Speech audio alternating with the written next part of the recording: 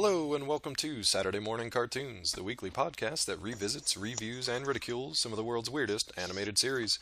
Coming to you from cyberspace, I'll be your host, Dave Trumbore.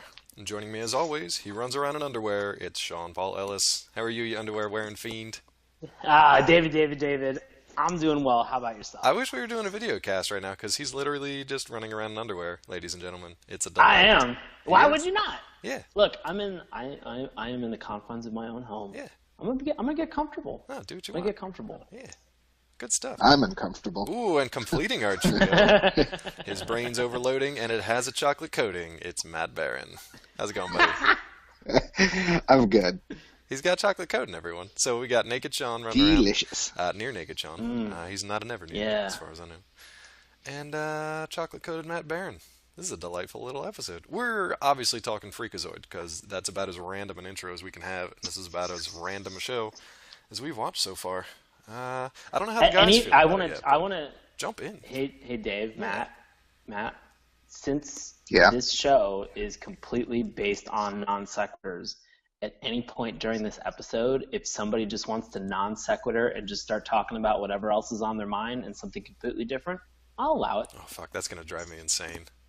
I'll support it. I'm kind of OCD-ish for folks that don't know me, so that will literally drive me insane. We're gonna watch know the what you show have to do in now, Baron. Relaxovision. How's that sound? No. Scream. No, we're gonna watch in Relaxovision. Oh, man. It's gonna be great.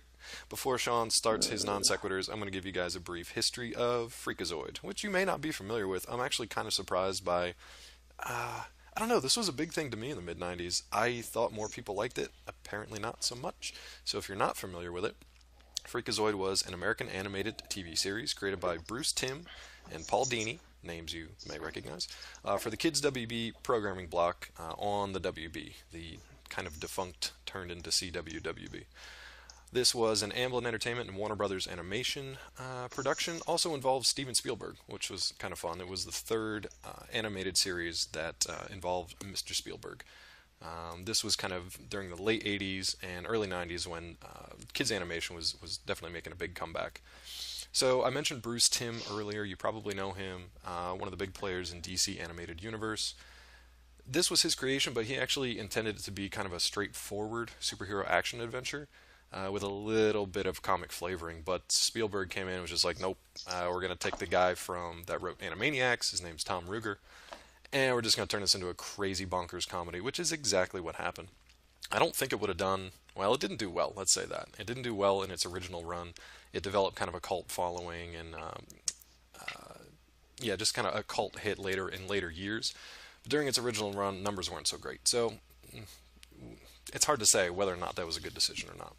The styling of the show is just, it's surreal. There's slapstick, they break the fourth wall a lot. There's a little bit of satire, but there's a lot more kind of the parody, and we can talk about kind of the differences between those two. There's a lot of pop culture references, but they were specific to pretty much the time of the mid-90s when this ran. The series was one of the first to debut on the new Kids WB Saturday morning block, September 9th, 1995. It lasted for 2 seasons, 24 episodes, finishing up on June in 1997. And like I said, that's pretty reasonable. It's not That's bad. Pretty, that's pretty respectable. 24 episodes, I think that's pretty good. And honestly, like, these shows were so crazy, they probably just burned through all their goodwill because it seemed like they did not give a shit. They just did whatever they wanted to do, which is why I love these shows. And once the reruns showed up on Cartoon Network a couple of years later, that's when people started to kind of like pay attention to it. It kind of came into its own in that time when like Family Guy was being revived on Cartoon Network, and there were just some more kind of bonkers shows on that cable network. So I'm glad that it found a place, and I'm glad we get to watch it again. But to tell you what the show is actually kind of about, I'm going to turn it over to Sean, and I'll stop my rambling. Thank you. So the title character in here, Freakazoid, has an alter ego that is a 16-year-old boy named Dexter Douglas. He's a high school student. He seems to be pretty poor with the ladies, but Freakazoid seems to continually, I don't know, kind of quest after like makeouts or kisses on the cheek. Yeah. Oh boy. I guess this is what's interesting to me, and I know that we've kind of done like internet timelines before, especially when we discussed Reboot. But I mean, this show came out in 1995. Dexter Douglas gained his powers from a computer bug, which sucked him into the internet and sucked him into the computer and gave him all of the information that is on the internet at that time. Right. We've talked about this. Like, commercial internet had only been around for like a couple years at that point. So like, he gained a bunch of like AOL chat rooms, a bunch of spinny GIFs, angelfire.com, Yeah. GeoCities, Some like, cat pictures. He the gained very first the cat pictures. garbage of the internet Yeah. that like we are trying to still now bury. Well, dude, it's no wonder his brain was fried. I mean, good lord, cramming all that junk in there. Well, I mean, I guess the point that I want to make with this is that there really wasn't enough. Like, at that point in time, you could still write down a majority of the IP addresses for the internet on a piece of paper and pass it to a person. Right. And like, it wasn't ridiculous. Like, ugh. So, whatever. That was the best Matt Barron laugh ever. He has, along with the ability to have all the information that's on the internet, which comes across in all these pop culture references, he has enhanced strength, endurance. He has speed.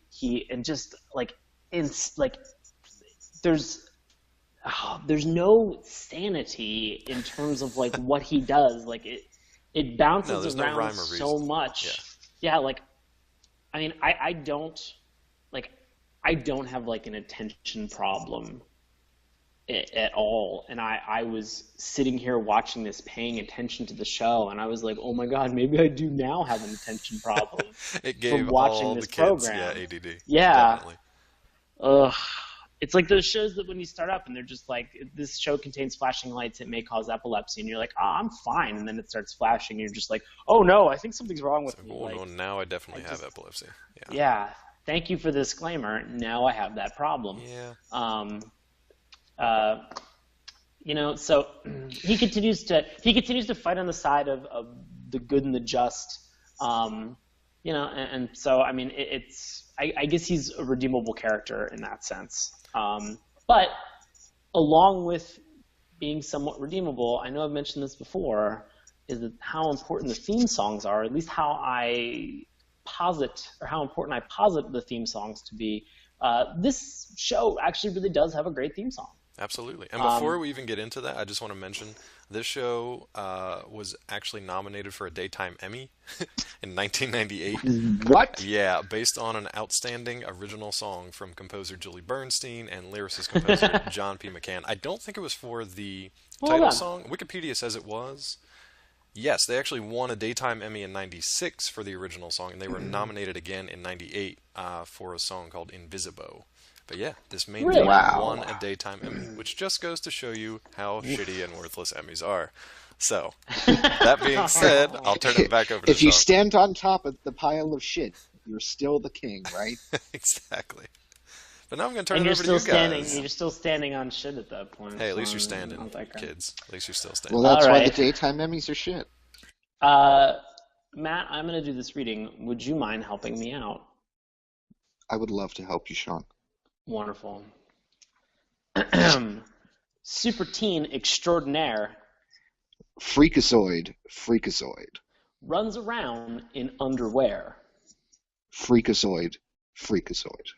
Rescues Washington, D.C. Freakazoid. unless there's something better on TV. Freakazoid. His brain's overloading. It has a chocolate coating. Textbook case for Sigmund Freud. Freakazoid.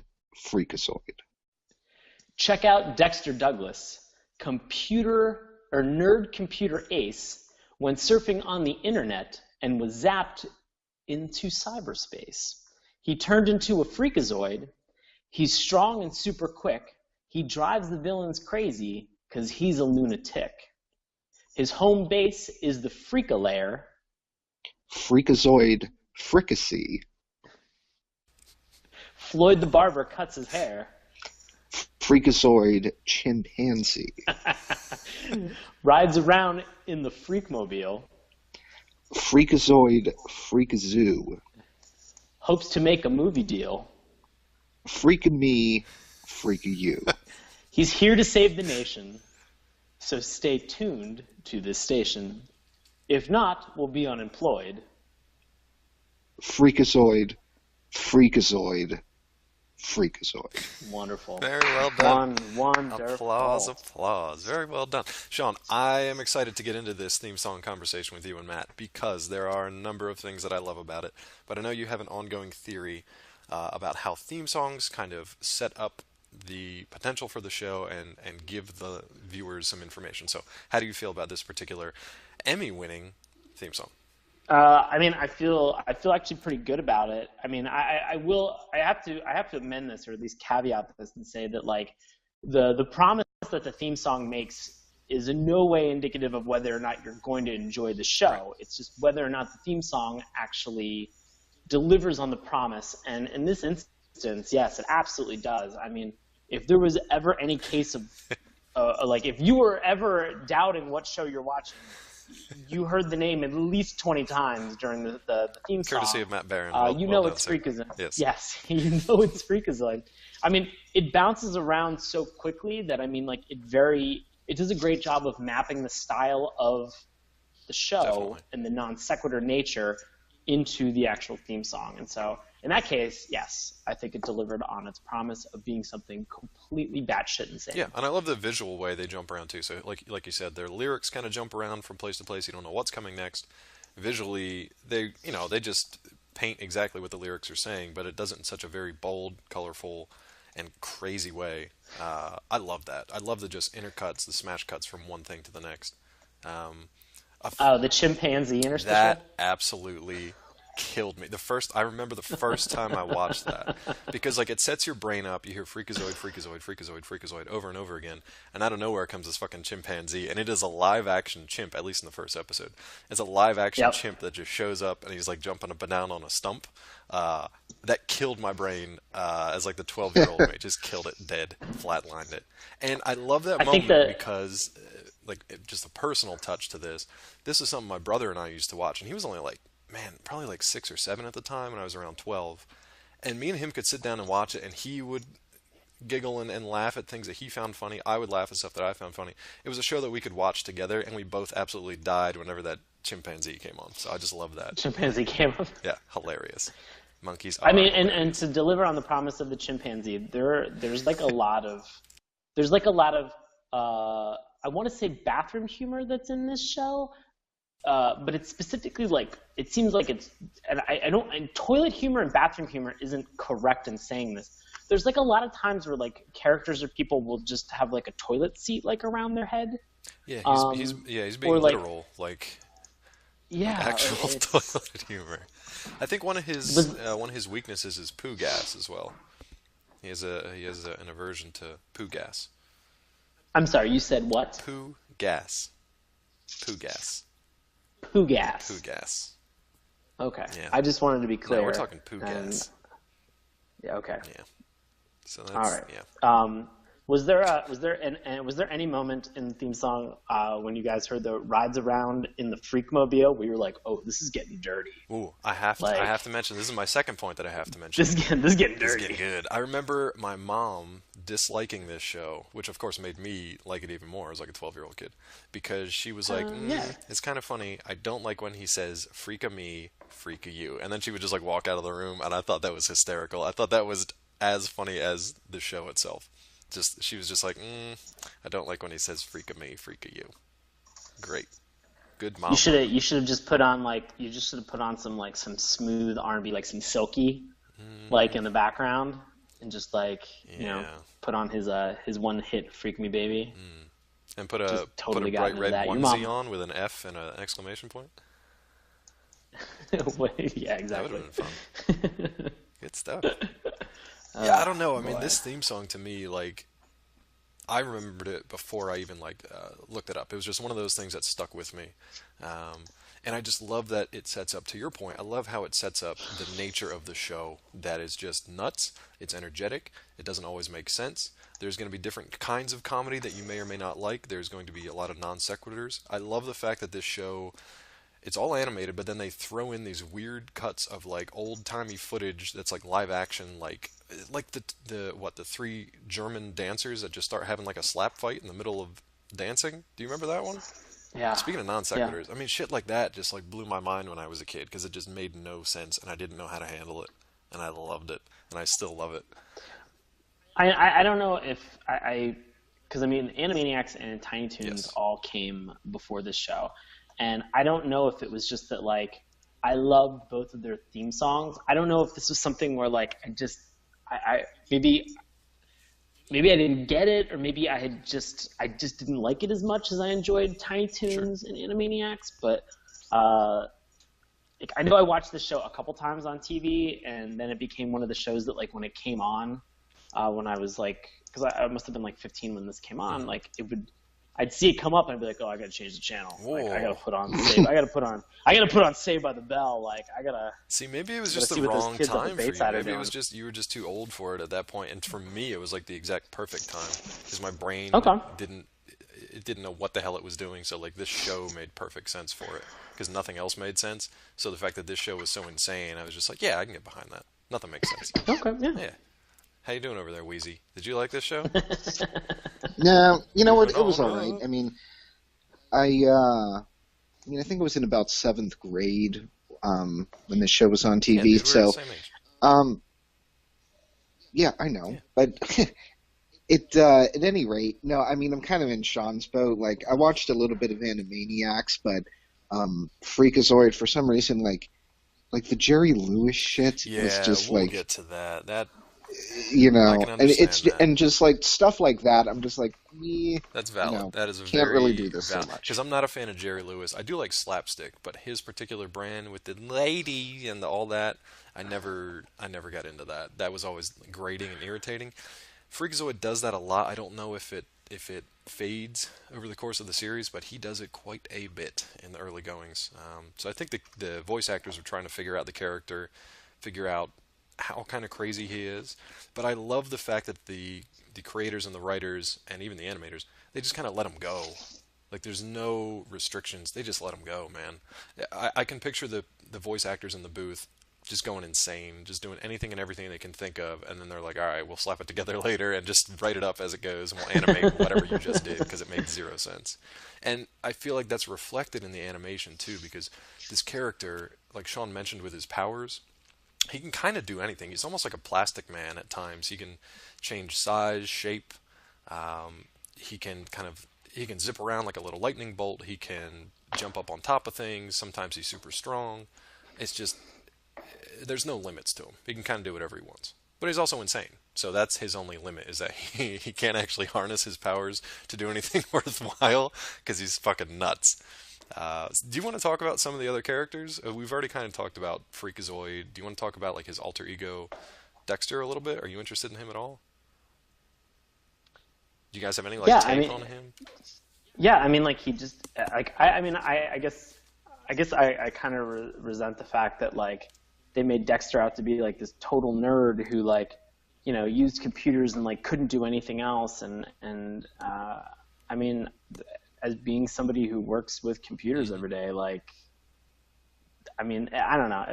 It was a weird stereotype, but I mean, I get the time it like in the 90s, Right. like in the mid 90s, like when computers were becoming like a household thing, like it makes sense. And the internet too, Like, because the internet was like this and great the big internet. unknown. So Because of the internet. the end. Do you know how he actually got his powers though? Because it wasn't just like he didn't like hack into something and get zapped. Do you remember how he got his powers? I don't know if we saw it in the show or just quickly in the intro sequence. Well, I watched the first 2 episodes, and they never kind of delved into that. Like in the first episode, they just kind of assume that like you've watched the theme song, you're everything. like get ready for everything that's happening. you've watched the theme song, you're 100% caught up. Yeah, just like the 80s shows that we watched. But I don't remember, like maybe these are out of sequence, or maybe there was an intro one that we couldn't find, but it's basically Dexter's at his computer. I don't remember 100% what he's doing. I think he's like typing up a paper or something, and his cat walks across the keyboard and types in just always this, the fault. It's always it's always the fault the of cat. the cat. The cats have always been connected to the internet since at least Freakazoid. The cat walks across the keyboard and it punches in a seemingly random series of codes, and then Dexter gets pissed, shoves the cat off the keyboard, and goes to hit the delete button, and that zaps him into cyberspace where he becomes Freakazoid. That's his origin story. Cats plus the internet equals Freakazoid, and I love it. And you guys hate it. You got to remember, though, this was before that was a cliche. Or at least right around the time when it was starting to jump the shark to become a cliche. But it was, I mean, we're talking 20 years ago almost for this. You know? Damn it. I'm not arguing with you. No. I mean, Well, you should be. For the time that...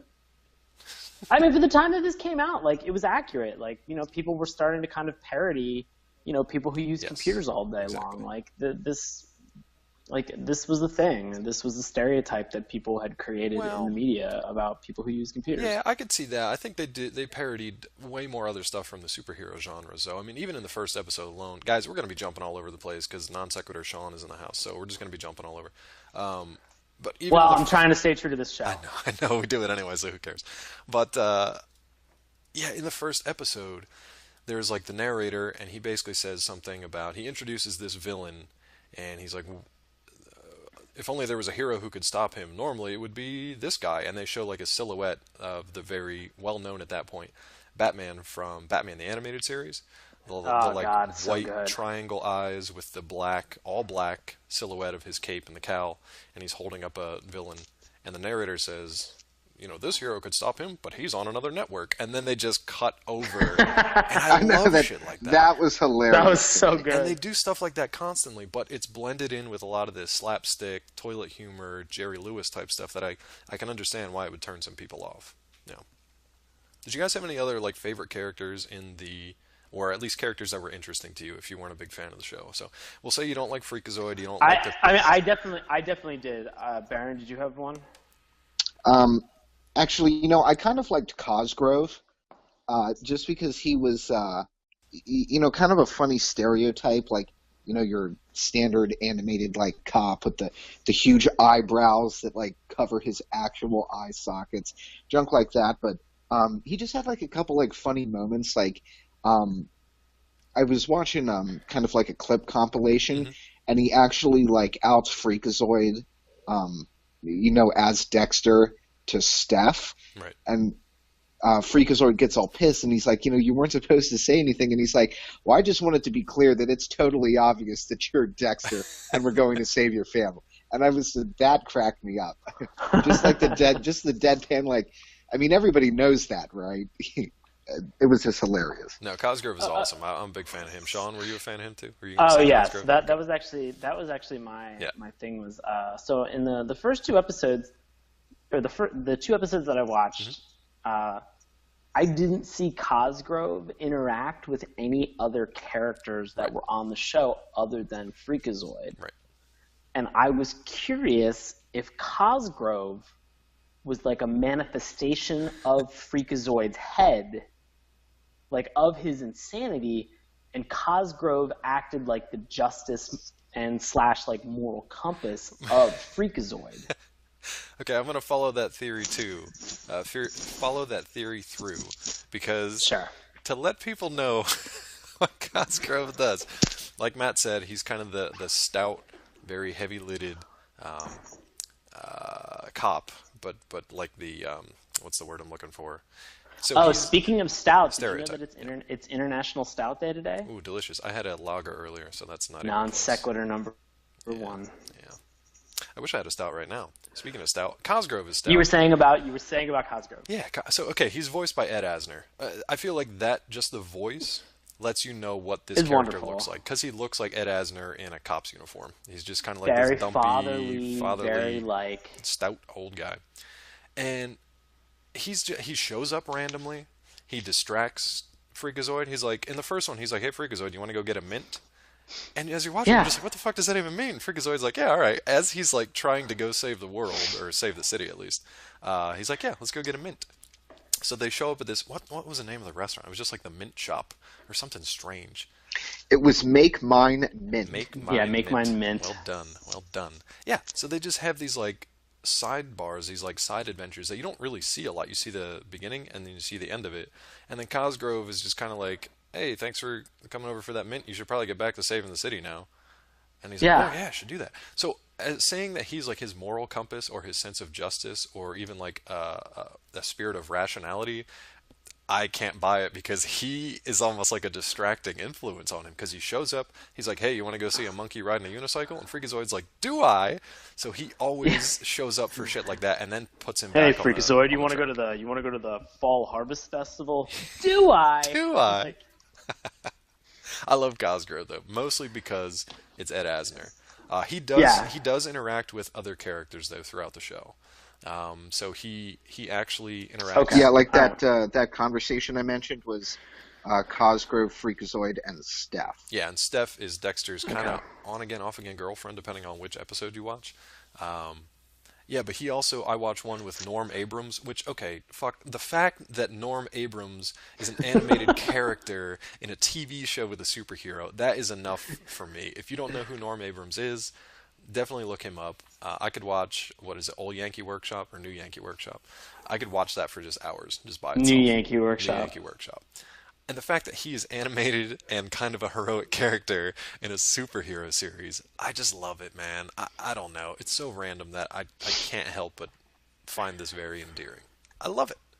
So yeah, Cosgrove talks to him too. Did you have any like favorite villains, or at least of the ones you watched? Did any kind of stand out? Because we saw at least three, I think, 3 or 4, just in the first 2 episodes. I saw 3, and Yeah. I liked Candlejack. I love Candlejack. Be careful when you say his name, because he will show up. So a little late for us, Wow. but Baron, just don't say his name. You should be fine. Oops. Yeah, we're screwed. Call him Candle J. Candle J. We'll call him CJ. CJ. But yeah, I thought Candlejack was a lot of fun. I kind of thought for that second episode, they kind of introduced like this like really long voiceover Deus Ex Machina to like wrap up his interaction with Candlejack about like Freakazoid building this trap and like how could CJ have known that he was doing this thing, and then he ensnares them, and then it was done, and then everything was over. And I was like, well, that seemed very simple and well packaged with a little ribbon on it. So, all right. Yeah, but I to don't know. me, it's not. All right, I don't know how to explain this, but to me, it's not the stories that I'm not looking for a conflict and then a resolution in a story. I'm just looking for wall-to-wall insanity from 1 minute to the next, because that's what this show is. Like, if you want the regular superhero type stuff with a story that, has some intrigue and stuff, great, there's plenty of stuff out there for that. This is a parody of that, so they flip that around. They tie stuff up neatly because they've done so much crazy shit for 99% of their time that they just wrap it up at the end and are done with it. But meanwhile, I guess that's maybe the difference of opinion that we have with this is that like you thought it was a parody that was successful. I thought this was a parody that was like it really kind of turned out lukewarm or mediocre. Okay, I'm in Sean's boat. fair enough. We're gonna sink that boat. I'm gonna go get some more rope. We're in boat mediocre right now. So Mediocre boats. Mediocre boats. Yeah, I just it didn't like the things that were supposed to be a parody for me in this show. Like, this was very early on in the DC animated universe. So I mean, like, it was really only Batman the animated series, and so I guess just to like, and if I'm to take Batman TAS and like Animaniacs and say that like the contrast or like the yin to yang is Freakazoid, I don't know. It missed the mark for me at points. It missed the mark when I was a kid watching this, like at 15, and there were moments that I saw this and I was just kind of like, okay, okay, like there were moments like you had with like when you saw the chimpanzee where like you just kind of like blurted out laughing, Right. That like you really enjoyed. Like there were those like single moments, and I had very single moments of enjoyment with this show. Fair enough. Holistically, it just didn't hit, it just didn't land for me. I gotta ask you guys this: are you a fan of the Tick? Both? Yeah, I'm a fan of the Tick. I do not remember watching it that much. I can tell you that I maybe only saw like 4 episodes the whole way through, but I thought the style of humor was, slightly different less like slapsticky. Yeah, sure. It definitely was, but it was. Well, Sean, were you a fan of it? Because I'm curious to see where you kind of lie on this one. I'm kind of middle of the road on the Tick. I Really? watched a Okay, that lot makes of it, sense but then. I like there were some things that I was like, oh yeah, I enjoyed this, and I liked the grounded nature of the Tick. Yeah. Grounded? I particularly liked, here comes a non sequitur. I particularly liked the superhero deflator Oh, mouse. Deflator Mouse. Yeah. Yeah, I because it love was Sewer Urchin, but Batman. that's just me. Yeah. Yeah, Yeah, exactly. like, and That's that's a just such a satire or a parody. hilarious Yeah. thing to me. Yeah. No, I Yeah, love Deflator Mouse. Chairhead Chippendale. That's another one we'll have to yeah, revisit in the future. But that was kind of a little bit, a slightly more mature version of Freakazoid. But I can see them kind of being in the same universe. So at least you guys are consistent that you got kind of lukewarm feelings for the Tick and for Freakazoid. Because I see them, I paint them with a similar brush. I love Okay. both of them. All right. I I mean, think, like, yeah, to your point, like, these came out in and around the same time. I right. mean, I just, so, to I mean, me, it was like, and I love Batman the Animated Series through and through. I could watch that over and over and over right. again. And one day we'll talk about that show on here. But Oof. that's going to be a good one. But it was just, it took itself so seriously most of the time, which was just the tone of it, and that was fine. It was great for what it was. I loved the freedom and the energy and the insanity of Freakazoid. I like that contrast. Maybe not a point for point contrast or comparison to Batman, but as a tone, one was fairly not restrained, but at least ordered and serious and dark, and the other was just zany and childish and free. And I love both sides of those things. Okay. Yeah, I mean, I like the other villains though too. So Candlejack was fun because he was basically a boogeyman, but he was almost like he was an ineffectual boogeyman. He didn't really do much. If you said his name, if you said Candlejack, like, oh, I don't know, if you're a bunch of kids sitting around a campfire telling a story about Candlejack, he shows up. And he's just kind of like this floating scarecrow ghost looking character. And he just loops you in his like line of rope and you just float behind him. And he just takes you away to do whatever. And he just keeps showing up because people keep saying his name. I love that idea that it was like a villain that really didn't do anything. He just kept showing up because everybody around him was stupid. I loved it. I think people Okay. still do like him. There's a lot of cosplay and stuff for Candlejack.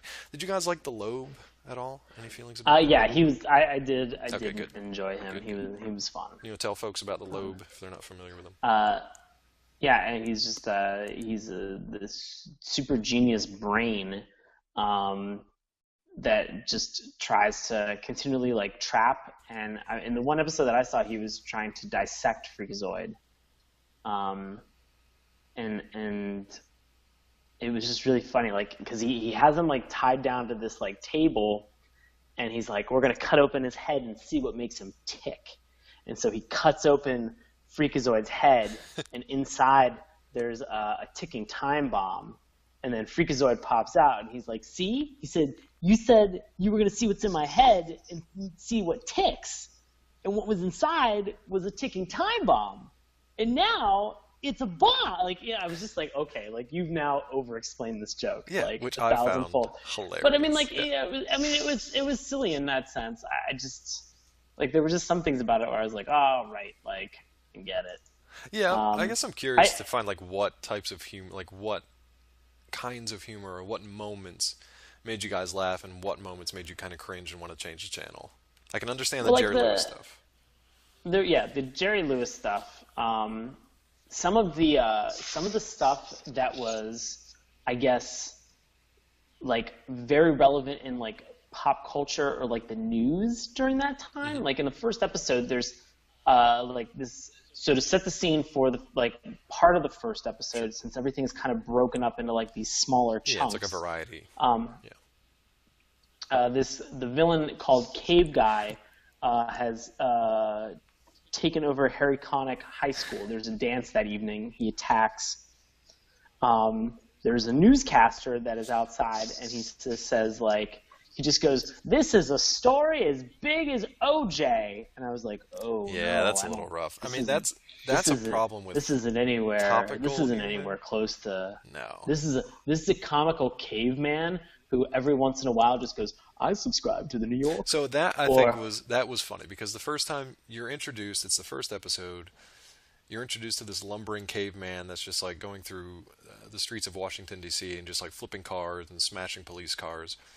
And then it cuts to him, and he's just like, "Oh, I subscribe to the New Yorker," and it's just you don't see shit like that coming. So I mean, if that tickles your funny bone, then great. But Dave, if not, then I can understand not liking it. Yeah. Yeah. With all this heat, how will I escape to the Hamptons? It still makes me laugh. Jesus.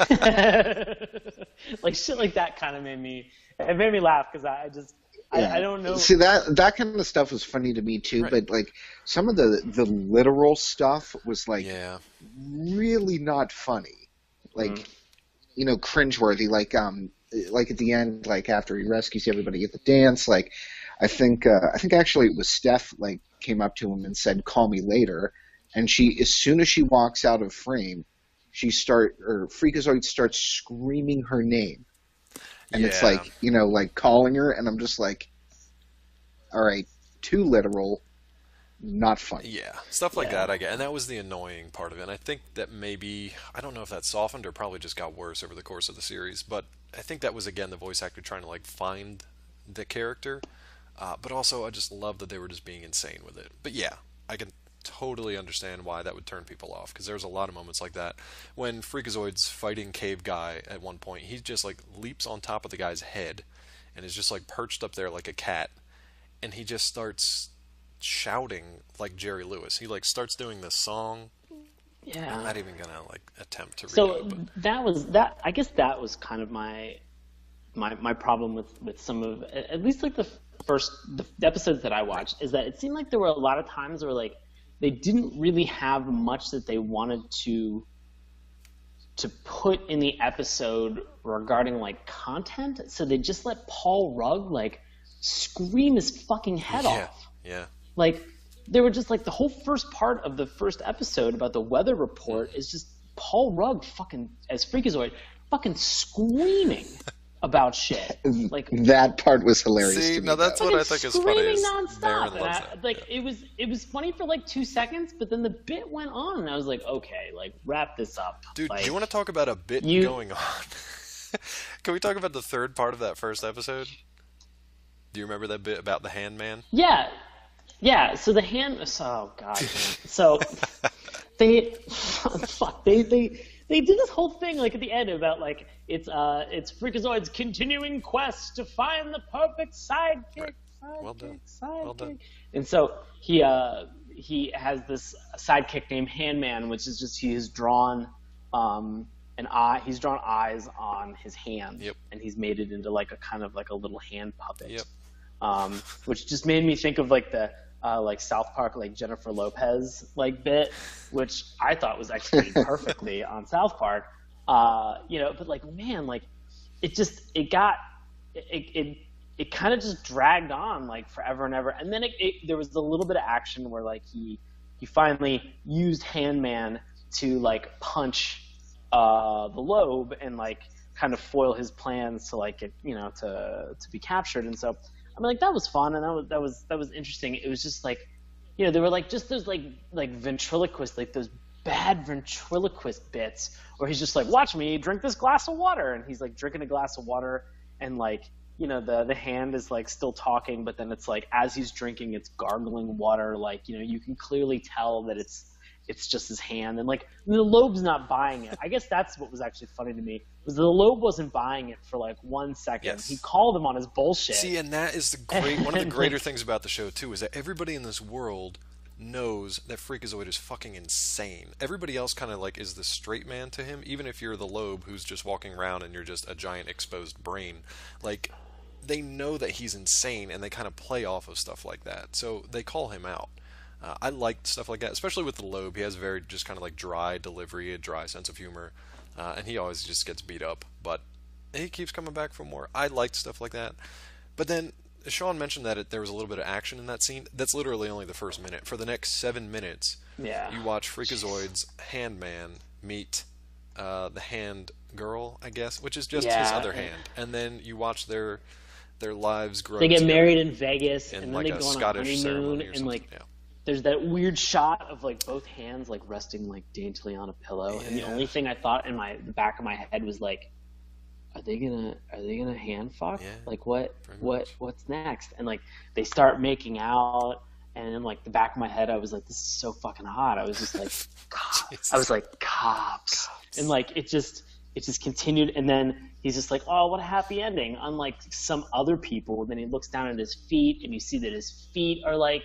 I was like, all right, that was a good way to like flip the idea. I will give the writers a lot of credit. Dude, just There are for a lot of going things through that, like, 110% with that, oh just my to god, follow through. there's so much stuff that they pivot off Yeah. of in this in terms of ideas, which is fucking great. I don't know what it is. For me, just a lot of those jokes, like they either went too long or they just fell flat, and I just at that point, like like they had already committed to the gag, Right. and like they weren't gonna back down, No. you know. And so you're just kind of watching somebody else go on this journey where you're just like, oh my god, like I had to sit through this whole fucking thing, like all right, you know. I mean, it's but I mean, to your point again, there were those like single moments that were like really really entertaining that were in there, those like little golden nuggets, but I didn't see them all the time. See, and I caught in that too, like Saturday Night Live or any other type of like variety shows where you can watch Saturday Night Live for an hour and you might find 48 minutes of it just almost unbearable. But occasionally there's just like a short or a skit or any kind of performance that you're just like, yes, we'll be talking about that for the next week at least. And I kind of liken it to that. Everything is not going to hit. It's going to hit differently for different people. I love the fact that they just were insane. They were free with it. They won 110%. And then Sure. they broke it up. Like in the second one, you guys watched the second episode too, correct? Yes. They completely Yes. took a left turn with Toby Danger in Doomsday Bet. And that was just... Yeah, what the I don't even fuck remember was that going- from the show, to be honest with you. Matt, I know you're a fan of like before Venture we Brothers and- before we transition over to this, I want to say that there was one character that whenever he showed up, we were talking about cringeworthy shit. This character made me fucking cringe every fucking time, and didn't say anything. Was just fucking weird as hell, and that was I'm gonna screw up the name, but Emmett Neverend. Emmett Neverend, yeah.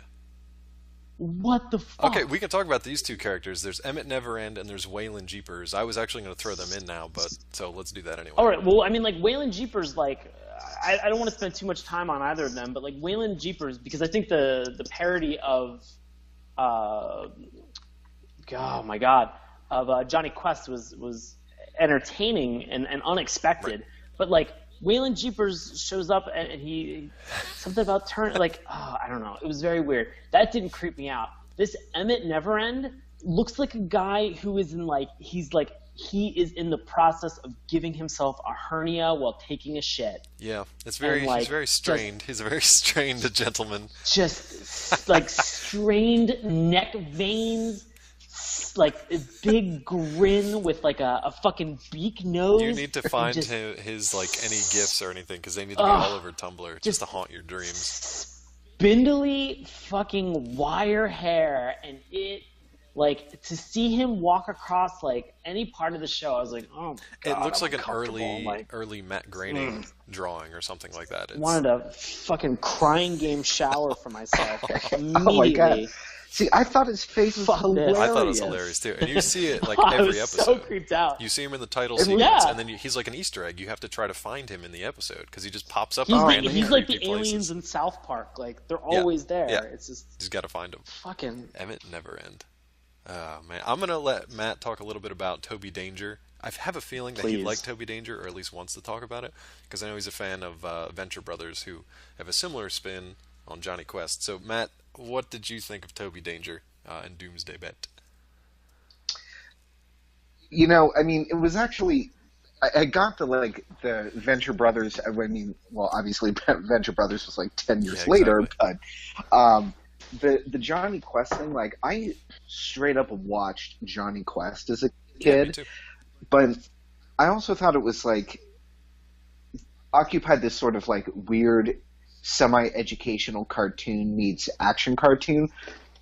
So like anything that makes a pun of that just like really hits for me because I have such memories of Johnny Quest as a kid. Right. So like, I mean, I just kind of thought like it was baseline funny for me, like compared to like Freakazoid in general, which like just hits or doesn't. So, I mean, a lot more of it was much funnier. Yeah, I loved it. I wanted to actually look and kind of dig in to see What if the hell were you laughing at, he's, Sean? he's just Emmett never. No, I just no, because I wanted like, is there like a part, Matt? Is there like a part of you like when you were growing up that you were just like, I wish I was Johnny Quest. Like I wish I had like Who like doesn't a wish that? like a hunky adult babysitter. Well, maybe not that so much. A best friend who's a minority and like a super science dad. Dude, they have hover You know, bikes. only- They fight frogmen, giant metal spiders. They have Asian stereotype arch No, nemesis. Dave, hold on. I'm very Matt, excited. what were you going to answer? I was going to say only the new adventures of Johnny Quest when there was much cooler technology. Because, like, the All right, 60s adventures of Johnny Quest, I'm like, but all of that sucks. Has all the Cold Like, War I tech. don't- Yeah. Yeah, exactly. You know, so it's got to be new Johnny Quest. For Buddy, me, but we're gonna tag team. We're gonna do old and new adventures of Johnny Quest one episode because I'm a huge fan of Johnny Quest. I love it. Old and new. I like both. I was also laughing at what was the part Toby Danger? Who was the father? Oh, I can't remember their names. I gotta pull their names back up, but But there's like because the guy who played like the I'm confusing Venture like Brothers. I'm confusing Venture Brothers and Johnny Quest now, but like the Brock Sampson character, Yeah. the fucking name Dash O Pepper, Dash O like I lost my mind. I was like, this is so fucking great. Like this is insane. I'm trying to look but then them all up now. what was it? There was the part where like they get they're like on they live on like a floating island, and it like smashes into the sea, and then they get on these like movable. It's like a sidewalk. It's like a floating sidewalk. Yeah, I think they and actually Toby just call Danger it our asks, movable he's like, sidewalk. Yeah. yeah. Like Toby Danger asks, he's just like, he's like, hey Dad, did you create these like when like you know did you create this like for some reason? And Dad just like looks at him and he goes, oh, I created this when he like paused for a minute and like had like it was almost like a deep serious like, oh, what have I done? And he's just like, oh, I created this when I created the technology that destroyed your adopted sister Sandra's like this technology killed your entire adopted sister Sandra Danger's like hometown and all of her family. Right. And she just like without a beat, she just goes, I don't look at it as losing a family, or she goes, I don't look at it as like losing a hometown. I look at it as gaining a family. And I was like, oh my God, I fucking love this. Like, this yeah, is that was insane. pretty hilarious. I don't know what it is about like somebody going through like something terrible and tragic, but still maintaining such a positive outlook on life that they're just like, oh yeah, don't worry about it. I'm perfect. Like that cracked me up. Yeah, apparently, so I'm just doing a little bit of quick research on it. I don't know how vetted this is, but apparently Toby Danger wasn't originally created for Freakazoid. It was a guy named Tom Minton who was a writer for Animaniacs. He liked doing parodies of other cartoons. He did one that parodied like Mighty Mouse, and he also had an idea for Johnny Quest. And they just didn't know where to put this one, so it was storyboarded. It was ready to go. They just didn't know where to put it. So it wasn't until Freakazoid kind of popped up, and they were just like, "Oh, it's like a variety show. Let's just put that together in there." Yeah. So that's kind of where that came from. I don't know if they ever did any more of them, but I absolutely loved that. I thought it was hysterical, and it was a nice precursor to Venture Brothers, which took it way further. But I love the fact that they kept that like '60s era Hanna-Barbera style of the visuals too. And obviously they had fun with the names, but they kept that visual style too, so that was pretty cool. I like that. Would you recommend Freakazoid just for that short alone, or would you tell people to go seek out Toby Danger just by itself? I would seek that out and then take a pass on the rest, to be honest. You hurt me deep in the soul and the heart. I thought you guys were going to like this one. I'll find one that you actually like one of I'd these say days. Actually, my recommendation would be just to watch episode 2. Sure. Because that had I'm not going to say the name. You already I'm did. that It's dumb. I'm already not there going to with a get lot of fooled rope. into it this time. Yep. Because that had Candle Jack in it, and it also had the Toby Danger segment, or the first Toby Danger segment. I think that was I think that's worth the watch. I mean, if you like sort of the non sequitur, that'll also give you an exposure to Cosgrove and sort of just Right. how he interacts with the rest of with the rest of the show and that dynamic that he has with Freakazoid. So yeah, watch episode 2. If you watch episode 2 and you're just like, yeah, I'm into this, like, yeah, maybe go back, watch the first episode, continue watching. But I mean, I'm glad I watched episode 2. Episode 1 was so much of a clusterfuck for me. I just too many cringe moments. Fair enough. So that's a pretty Yeah, episode 1 was a bit of a long walk for me as well. I'll agree with you there. Fair enough. I'm still going to recommend it because I loved it as a kid. I enjoyed going back to watch it. Classic Dave. Yeah, well, I'm the host, so you do what I say. So I liked the first 2 episodes. I found out during the research, like I said, that Norm Abrams was in an episode. That will make me laugh till the day I die. So I went and watched that episode too. So that is actually, I believe, the last episode of the 24 Freakazoid shows that we're on. So if you're a fan of Norm Abrams and his woodwork up there at the new Yankee Workshop, then check out Norm Amadeus. It's amazing. Because it's not, I mean, it's just him, man. I don't know, it sounds exactly like him. I'm not 100% sure if he did the voice or not, but it sounds and looks exactly like him, and it's amazing. He has a great couple of moments in there. So I'm gonna recommend it. But that's 1 out of 3, so you guys trump me on this one. Listeners, let us know if you remember it fondly or if you absolutely hate it. I'm curious. You know what else I was curious about? Rule 34. I'm gonna say do not do that search. There's a lot of weird stuff. The show's pretty weird. Yeah, I saw some weird shit when I was on Tumblr today, Yeah. posting a bunch of stuff. Thankfully, I did not reblog any of that because Yeah, that would have been weird as hell. Don't do that. Yeah, don't do that. Don't do that. Anything else from Freakazoid from you guys? I'm disappointed, but it's okay. We'll carry on. Anything else from You know, guys? I like from watching a lot of the stuff that's like a lot of the GIFs that I posted today. Yeah. Like there were some really funny moments about it. Like I'm kind of curious to go and like maybe watch like a clip episode. Yeah, or, like a Matt said compilation with and stuff. Cosgrove, maybe there's like a best of or something out there. That's Yeah. Yeah, I think there is one on YouTube. I mean, well, actually, there's a couple on YouTube.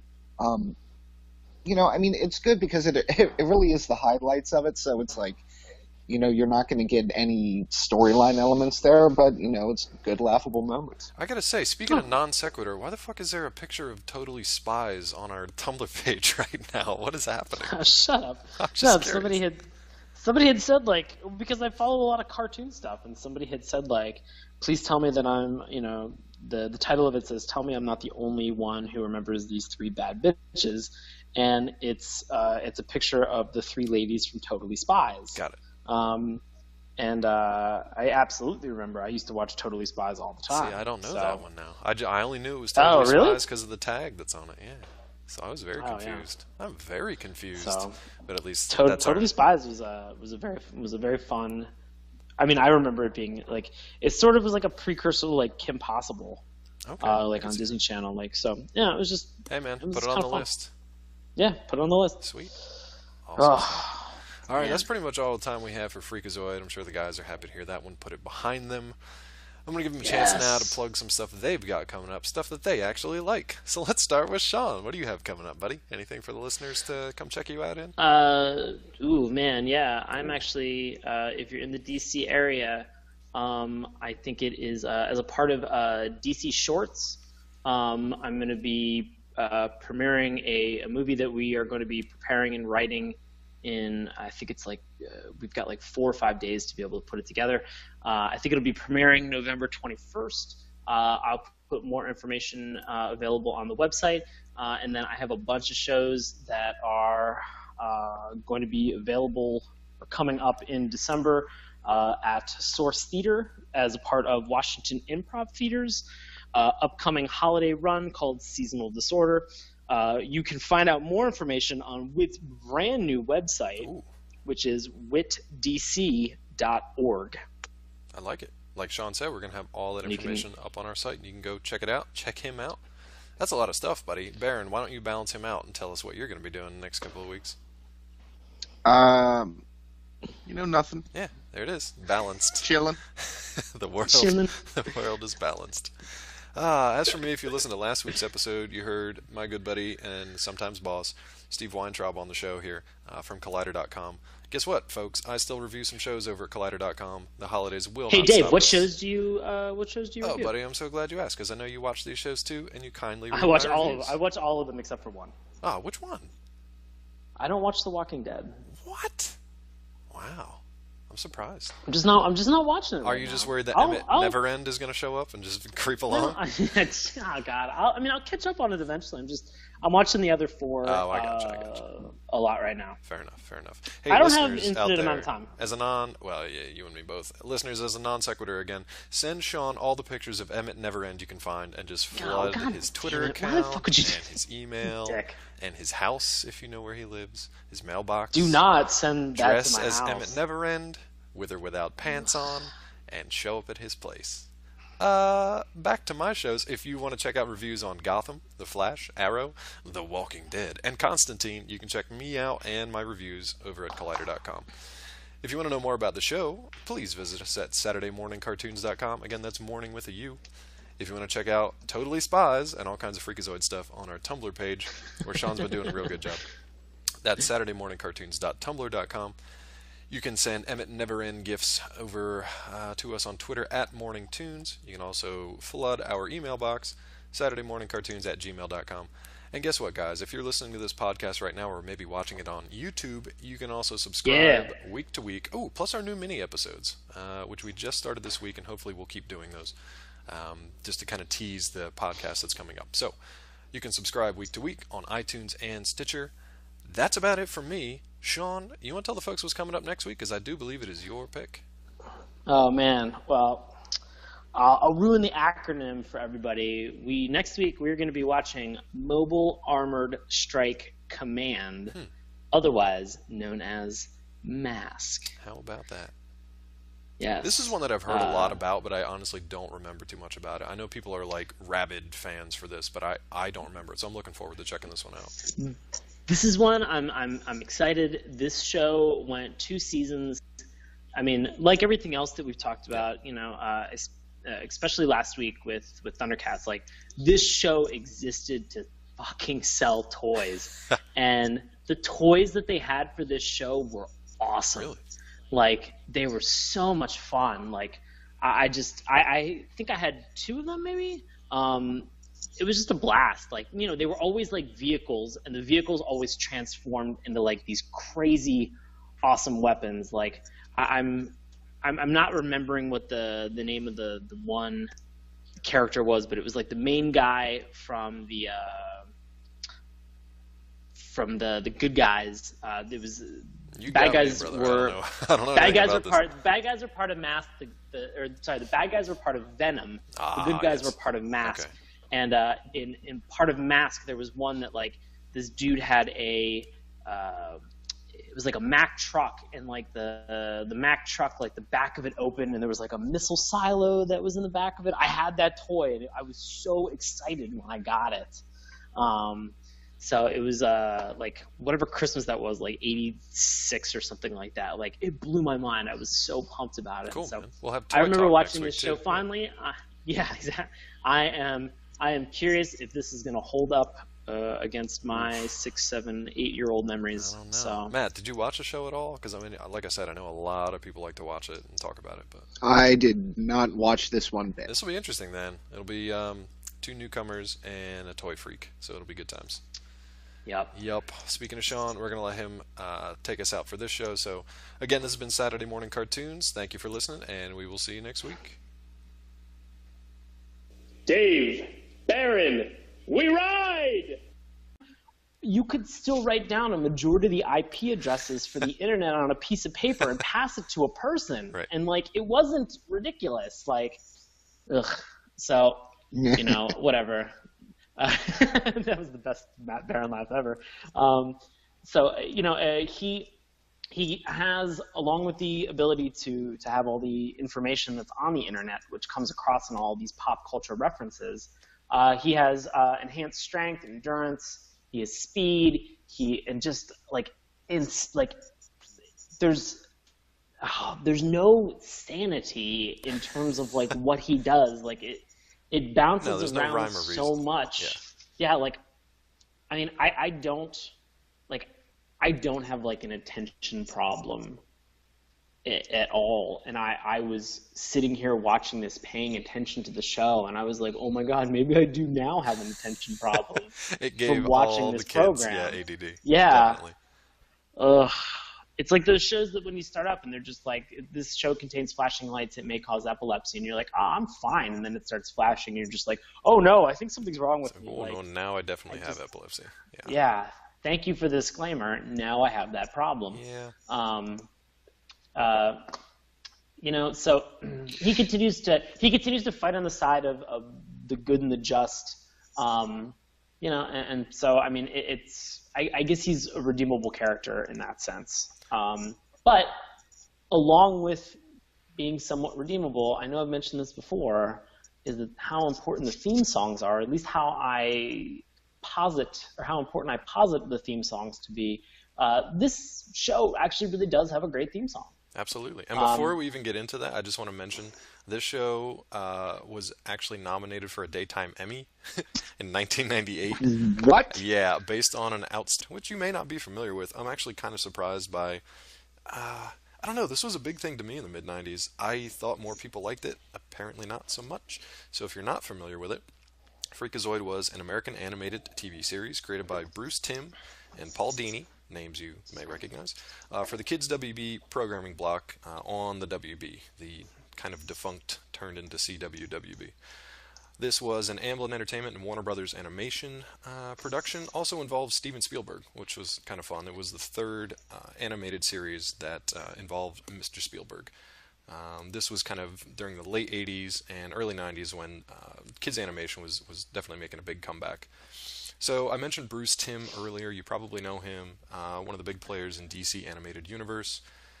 This was his creation, but he actually intended it to be kind of a straightforward superhero action adventure with a little bit of comic flavoring. But Spielberg came in and was just like, nope, we're going to take the guy that wrote Animaniacs. His name's Tom Ruegger. And we're just going to turn this into a crazy bonkers comedy, which is exactly what happened. I don't think it would have done, well, it didn't do well, let's say that. It didn't do well in its original run. It developed kind of a cult following and, just kind of a cult hit in later years. But during its original run, numbers weren't so great. So it's hard to say whether or not that was a good decision or not. The styling of the show is just, it's surreal. There's slapstick, they break the fourth wall a lot. There's a little bit of satire, but there's a lot more kind of the parody, and we can talk about kind of the differences between those two. There's a lot of pop culture references, but they were specific to pretty much the time of the mid-90s when this ran. The series was one of the first to debut on the new Kids WB Saturday morning block on September 9th, 1995. It lasted for 2 seasons, 24 episodes, finishing up on June in 1997.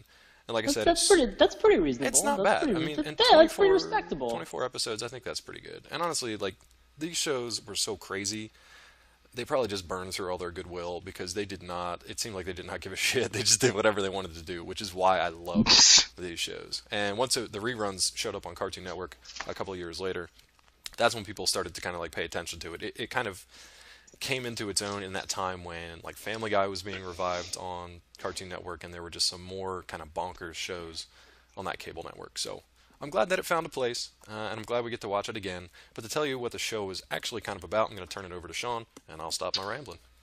Thank you. So the title character in here, Freakazoid, has an alter ego that is a 16-year-old boy named Dexter Douglas.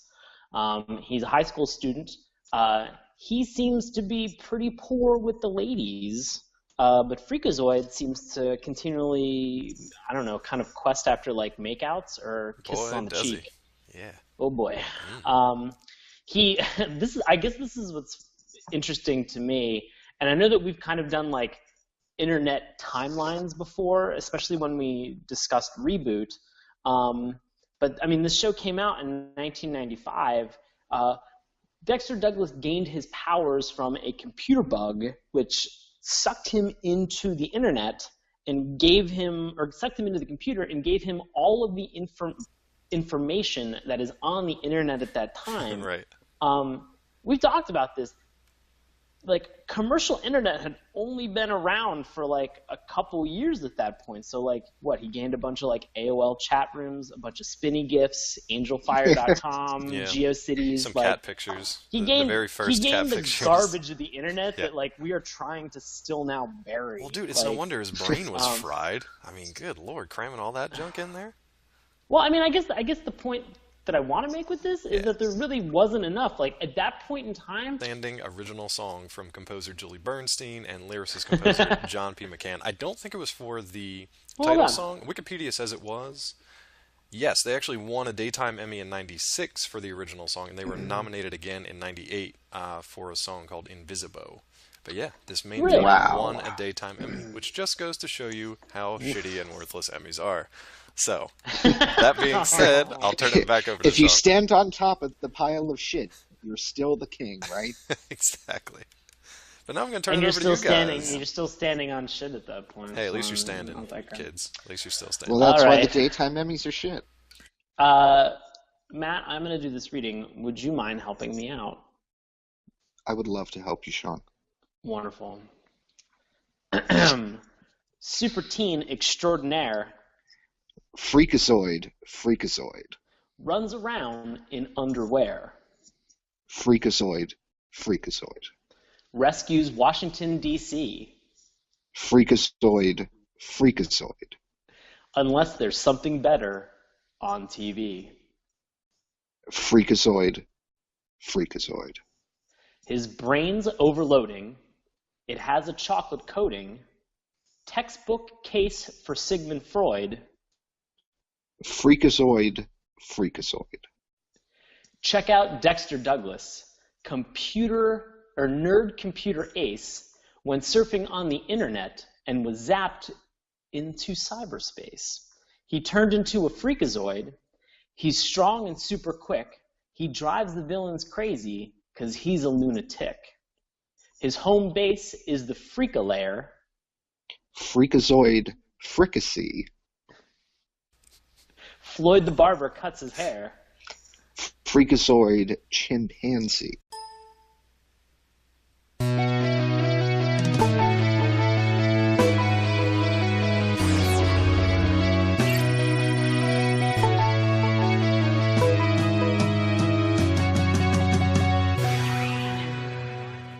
Hello, and welcome to Saturday Morning Cartoons, the weekly podcast that revisits, reviews, and ridicules some of the world's weirdest animated series. Coming to you from cyberspace, I'll be your host, Dave Trumbore.